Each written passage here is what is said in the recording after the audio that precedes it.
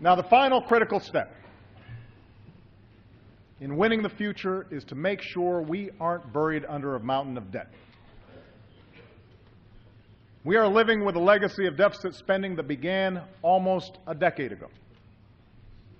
And in the wake of the financial crisis, some of that was necessary to keep credit flowing, save jobs, and put money in people's pockets. But now that the worst of the recession is over, we have to confront the fact that our government spends more than it takes in. That is not sustainable. Every day, families sacrifice to live within their means. They deserve a government that does the same.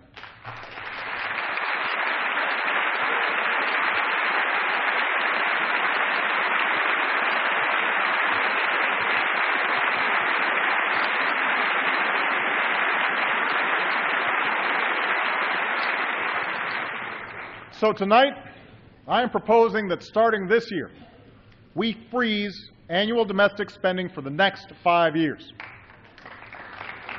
Now, this would reduce the deficit by more than $400 billion over the next decade and will bring discretionary spending to the lowest share of our economy since Dwight Eisenhower was president. This freeze will require painful cuts. Already, we've frozen the salaries of hard-working federal employees for the next 2 years. I propose cuts to things I care deeply about, like community action programs.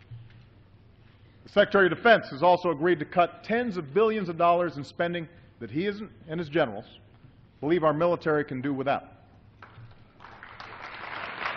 Now,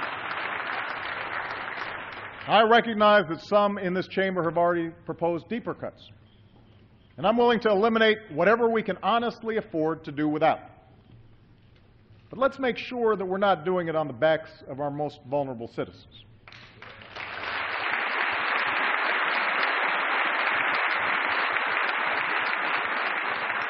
And let's make sure that what we're cutting is really excess weight.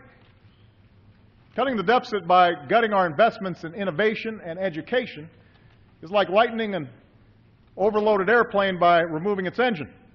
It may make you feel like you're flying high at first, but it won't take long before you feel the impact. Now, most of the cuts and savings I proposed only address annual domestic spending, which represents a little more than 12% of our budget. To make further progress, we have to stop pretending that cutting this kind of spending alone will be enough. It won't.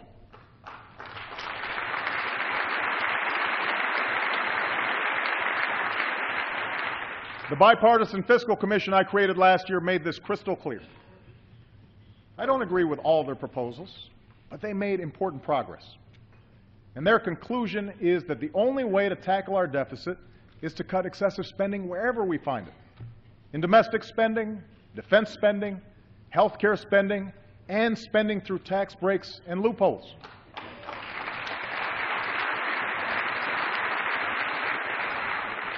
This means further reducing health care costs, including programs like Medicare and Medicaid, which are the single biggest contributor to our long-term deficit. The health insurance law we passed last year will slow these rising costs, which is part of the reason that nonpartisan economists have said that repealing the health care law would add $250 billion to our deficit.